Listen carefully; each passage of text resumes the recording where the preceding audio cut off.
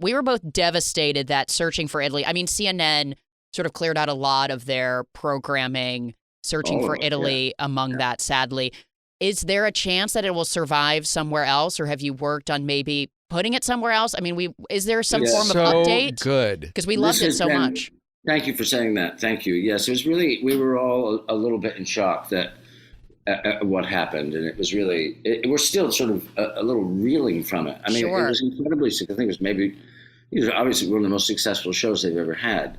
And so we're still in shock. We are talking to different entities. Oh, good. About doing it, but it's really just a matter of exactly how we do it, with whom we do it, where it ends up. It's very complicated. It's very complicated because unfortunately we're not able to get the library. In other words, the past episodes, and right.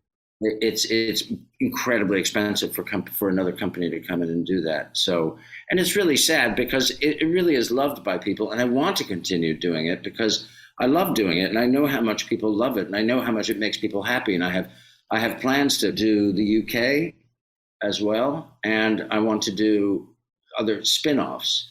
In other words, like Japan and Scandinavia and other countries, not me doing it, but we would have someone like me doing it.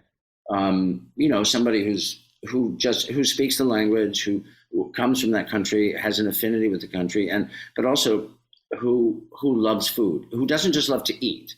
They have to have a real passion and understanding of food.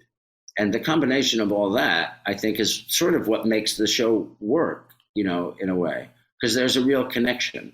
Well, because to me, it was, the food part of it was, really fun and really interesting and all of that. But I learned so much just through the food about, the history of Naples, all of those things. It was so packed full of information and insight into these cultures that I really do hope something else can happen with it. I do too, because I really love it. And I think that, there's so many countries that deserve to be explored that way, because normally those things are, they're separate, right? You have the food thing as sort of food porn, and that's like, great, but there's no depth to it. And then you have the historical stuff.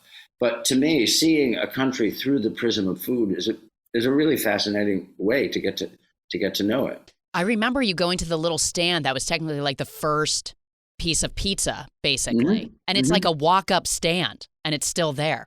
Yeah. Yeah, and that woman has been her family's been doing that for 100 years. Yeah, it's so cool. And so pizza wasn't baked, it was fried originally.